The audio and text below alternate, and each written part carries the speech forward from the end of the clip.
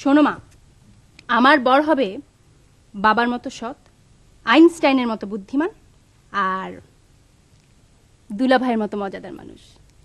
তোর দুলাভাই মজাদার মানুষ না, ওটা বোকা। আইনস্টাইনের মতো বুদ্ধিও চাইবি, আবার দুলাভাইয়ের মতো বোকাও চাইবি, তা তো হয় না। আমি তোমার নিজেই খেতে পারি, আমাকে আবার মুখে তুলে খাইয়ে দিতে হবে না। বিরক্ত করো না তো মা, হা করতে বলছি, তুমি হা করো।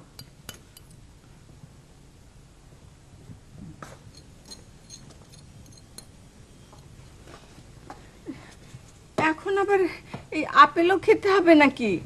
আপেল তোমার জন্য না মা, আমি নিজে খাওয়ার জন্য এনেছি। না, হা করো। খাও।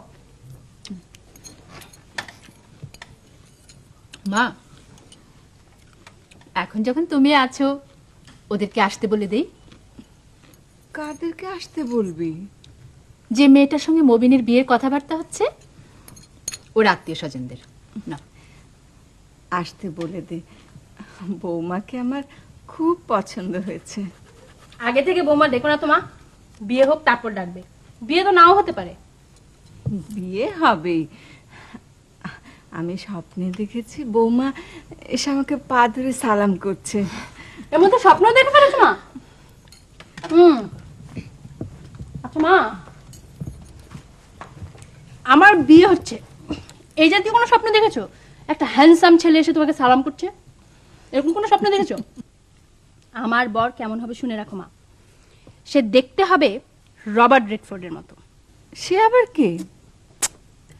হলিউড ফিল্মের নায়ক। উফ, কি অপূর্ব দেখতে। অপূর্ব কোথায়? ও তো দেখতে একটা ভ্যাবলার মতো। ভ্যাবলা? তুমি ওর কোনো ছবি দেখেছো নাকি?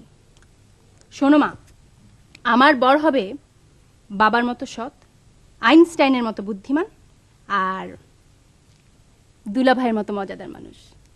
তোর দুলাভাই মজাদার মানুষ না, ওটা বোকা।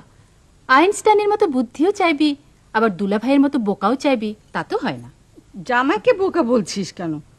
জামাই মোটেও বোকা না। ও বোকা তো বটেই, পৃথিবীর শ্রেষ্ঠ বোকা। এখন আমার কানের কাছে ঘ্যান ঘ্যান করছে, ডিভোর্স নেবে। এ আবার কি ধরনের কথা? তুমি এই নিয়ে আটকে উঠবে না। বোকা মানুষ তো, তাই ভাবছে ডিভোর্সের কথা বললে আমি একেবারে ভিমরি খেয়ে পড়ে যাব। আমাকে তো চেনে না। নাও হা করো। আমি আর খাবো না। আহা, খাও তো মা, হা করো।